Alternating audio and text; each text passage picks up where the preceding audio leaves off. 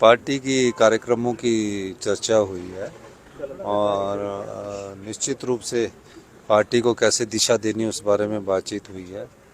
क्योंकि मैं पिछले 2 दिन से उनसे मिल नहीं पाया था, विधानसभा का सत्र था और कल मैंने शाम को मिलना था, तो आज मैंने उनसे मुलाकात की और मुलाकात में कैसे अगली बार के लिए हमने किन किन मुद्दों को लेकर विधानसभा में उठाना है, जनता की अदालत में उठाना है, इन सब बातों पर चर्चा हुई। आप हाँ, संगठन के गठन को नहीं, लेकर संगठन के गठन के लिए तो हाईकमांड विचार कर रहा है, उसमें कोई ज़्यादा चर्चा हमारे से हुई नहीं है। आपकी तरफ से भी कुछ नाम मांगे गए? नहीं, मेरे नाम मेरे लिए सभी बराबर है।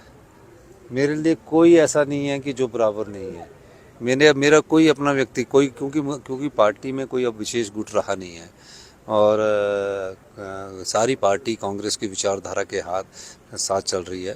और निश्चित रूप से किसी भी पार्टी के किसी भी नेता को अगर अध्यक्ष बनाते हैं, हमारा पूरा उसको समर्थन रहेगा।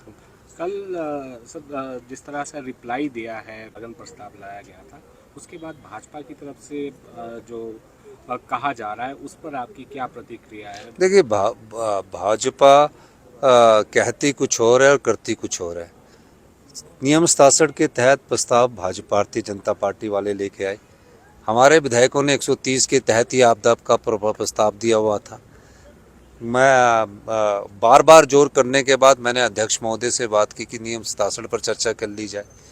4 दिन तक चर्चा हुई। 4 दिन चर्चा करने के बाद जब उसका उत्तर देने की बात आई तो उत्तर के समय वॉकआउट कर गए और जो विपक्ष के नेता थे जो नियम 67 की बात कर रहे थे वो तो अंदर आए भी नहीं और हमने स्पष्ट उत्तर दिया है। अब केंद्र सरकार से हमें कोई स्पेशल रिलीफ पैकेज नहीं मिली, अपने रिसोर्सेज से हम लोगों की मदद कर रहे हैं। हम घर बनाने के लिए 7 लाख रुपया दे रहे हैं। घर में जो कपड़े और जो उनका सामान होता है, बिलोंगिंग्स होती है, उसके 70,000 रुपया दे रहे हैं।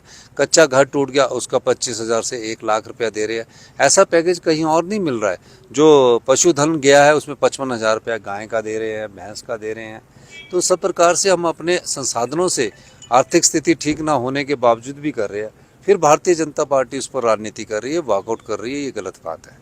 सर, राहुल गांधी की यात्रा चल रही है, अभी तो हमारा विधानसभा का सत्र चल रहा है। सर, होम सेक्रेटरी भी आए हैं भारत सरकार से, आपदा को लेकर के आपकी चर्चा हुई? मैं होम सेक्रेटरी साहब से अभी मुलाकात नहीं हुई, पर मेरी होम सेक्रेटरी साहब से मुलाकात करूंगा तो आपदा के बारे में उनसे बात करूंगा और हम चाहेंगे कि हमें स्पेशल राहत पैकेज दिया जाए।